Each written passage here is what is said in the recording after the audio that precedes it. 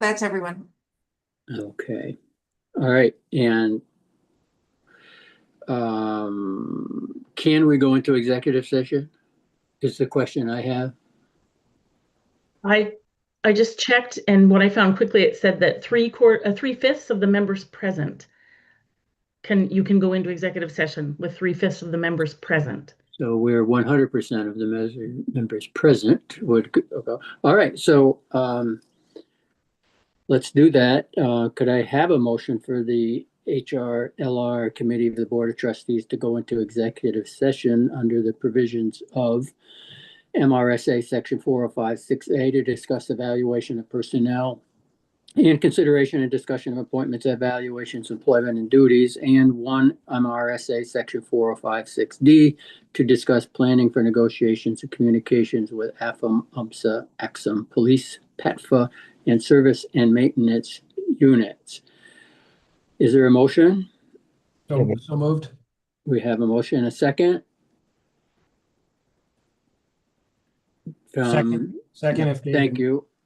Beth, could you take the roll call on that, please? Yes, trustee Flood, Yes. trustee McMahon, Yes. trustee Hussey, Yes. move you into exec session. Okay, thank you.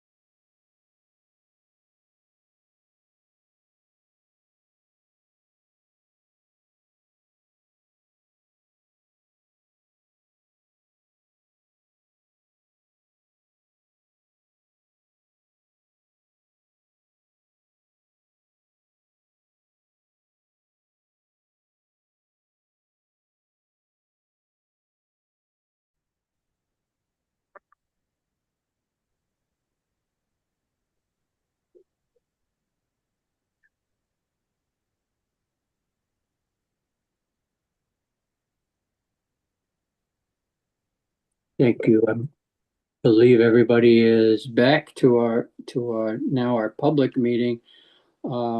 It's 1:45 on the 25th of August, and we're going to begin the public meeting of the HRLR Committee of the University of Maine System. First agenda item is to just welcome everyone, and each time that we have a meeting, we have some new personnel involved. I try to give someone an opportunity to introduce himself, and we have one person today. I'd like to say a few words to let us know a little bit about him. He's our new Senior Director of Labor Relations, Ryan Whitlock, and we welcome you, Ryan, and if you would be kind enough to mention a little bit about why you're our new guy. So welcome. Sure. Thank you very much. I appreciate the introduction. So I joined the university on April 28th. So I'm in about my end of my 4th month of coming into the Senior Director of Labor Relations.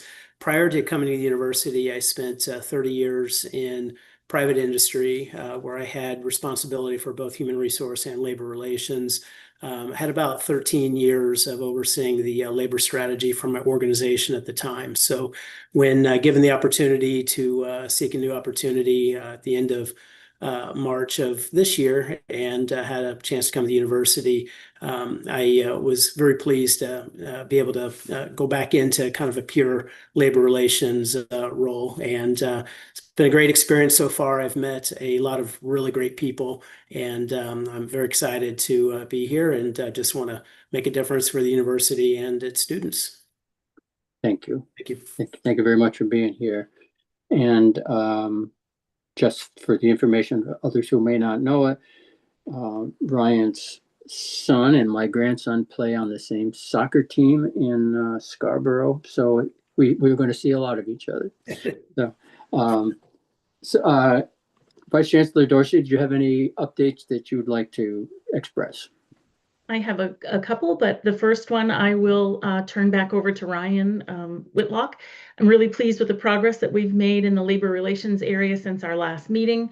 As you all know, we have signed several multi-year contracts with our current bargaining units and have had great progress there, and continuing to meet with the union that we are developing with the graduate students. So again, I will just turn it over to Ryan Whitlock for a brief update on that bargaining. Sure. Thank you, Vice Chancellor. Yeah, just touching quickly on both the Teamsters and police contracts that were finished up this year throughout the summer. We did get ratification on Teamsters on July 25th, so we're very pleased to have that ratification complete.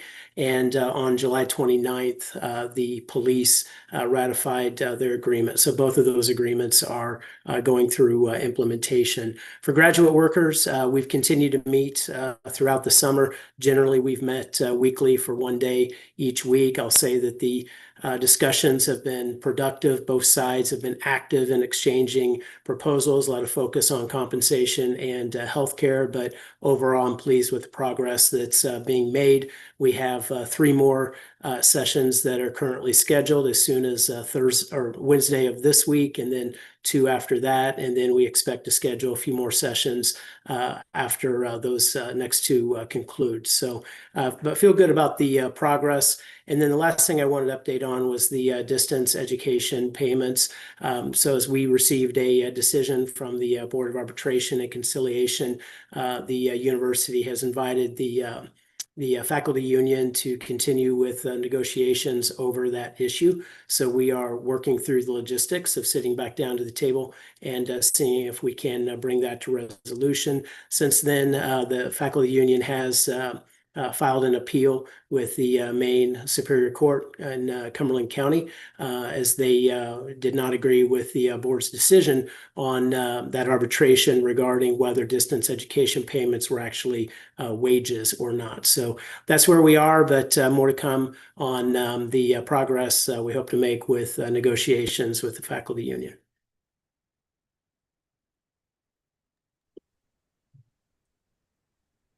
Thank you. And I appreciate the way that the information is structured in our meeting book. It's easy to follow, and I appreciate that very much. I wanted to note that Trustee Michaud has joined us. Welcome, Trustee Michaud. Nice to see you. Well, thank you, Mr. Chair. Nice to see you. Carolyn, continue, Vice Chancellor Dorsey. The next topic is to discuss our work plan, and as you are aware, as with the other committees, we update our committee work plans each year and offer them to the board. So last year, we made some significant changes, really in the look, not so much the content, but in the look of our work plan. We focused on making it more practical and aligned with our ongoing work, so that the items would flow more by the calendar or the meeting dates versus being grouped by topic, which is how they used to be. So it makes it easier to follow and track progress throughout the year. It also made it more appropriate in the way that we would be presenting you with material and required HR reports closer to the time that they are produced and given to us for our materials. So it just gave, I think, a better flow of when and how you would receive timely information.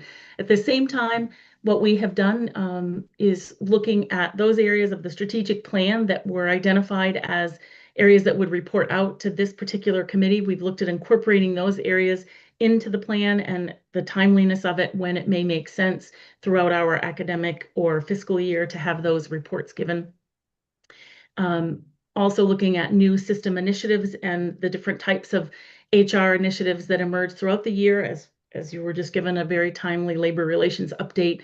So we looked overall at the flow and when we could potentially put different items before you that would be of most use to you. So given that, I do believe that you have a copy of the plans in your packet, but for the most part, the first section talks about those standing agenda items that will come before you every month, our collective bargaining, these strategic plan updates that we've been talking about, compliance and regulatory issues, those types of things. We do have a couple of ad hoc items that come and also those timely initiative updates that we'll bring forward. But the bulk of it was really looking at reports that come out of HR. So for instance, we have employee health plan task force scorecard. We have a management group report.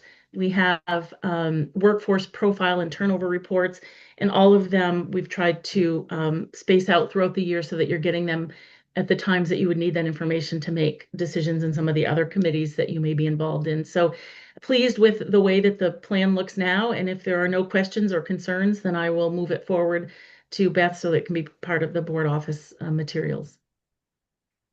Thank you. I certainly appreciate the simplification of that. I would say it's not really simple, but it's clearer, and I appreciate your leadership there, Vice Chancellor. Thank you.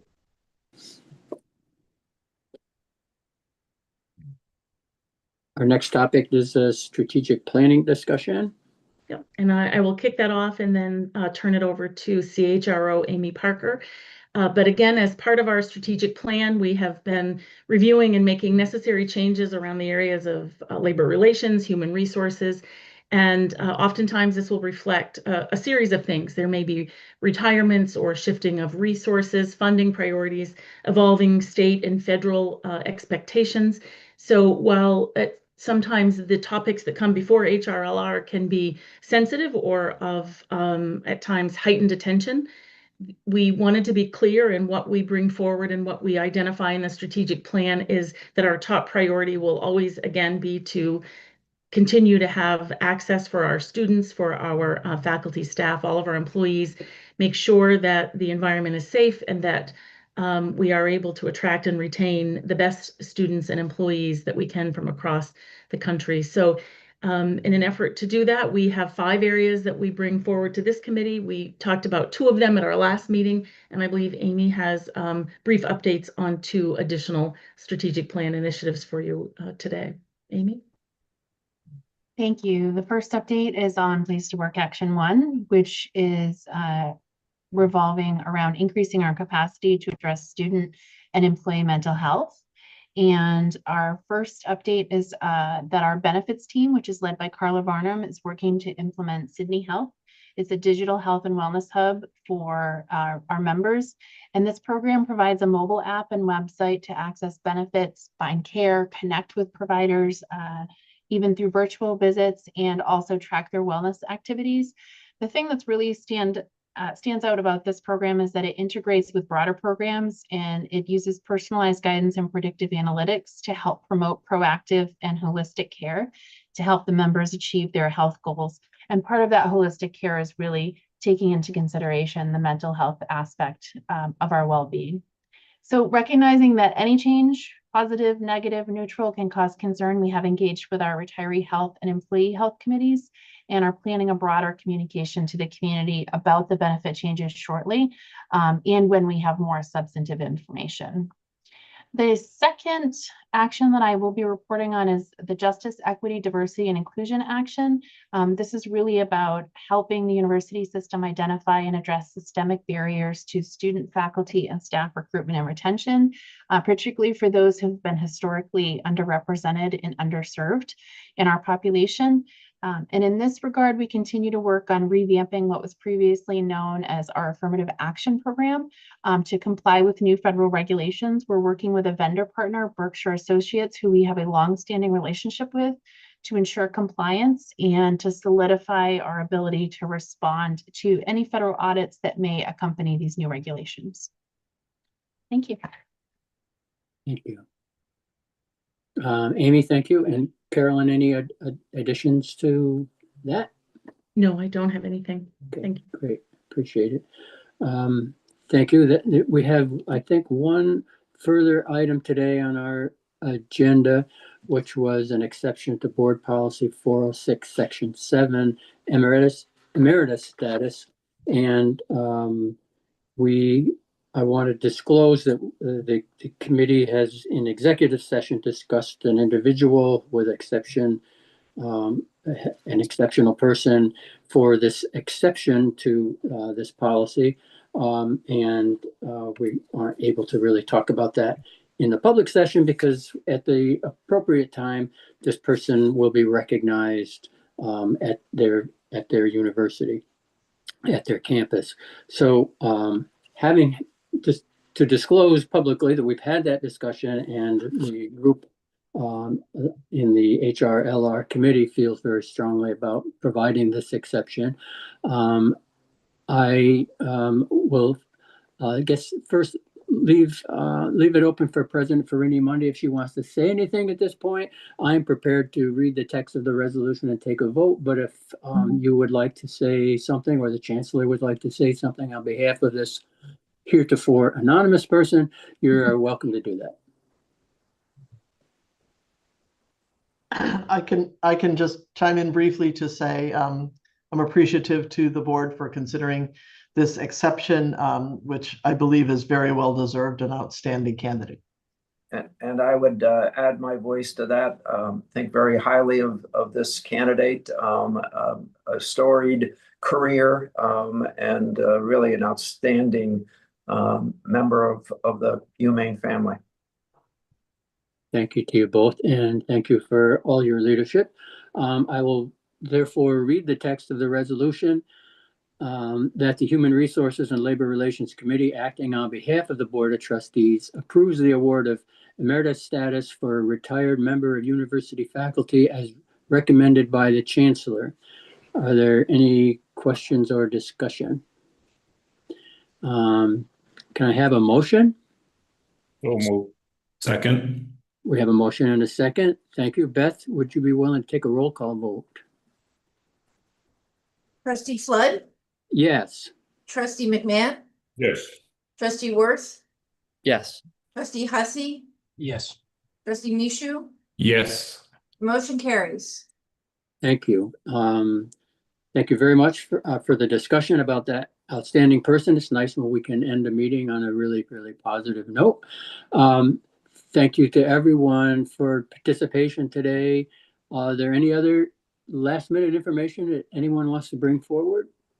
Trustee Flood, I would just say for those on the call that this particular, now that you've made the resolution, this will go before the full board at the next board meeting and be on the consent agenda. So the university will have that final approval at the upcoming September board meeting. Great. Thank you very much. Look forward to that. I see no hands raised. I see a nice day outside. I see people hoping that we'll end our meeting. So I guess I would therefore say thanks very much to everyone. Our meeting is adjourned. Goodbye. Thank you. Thank you. Thank you.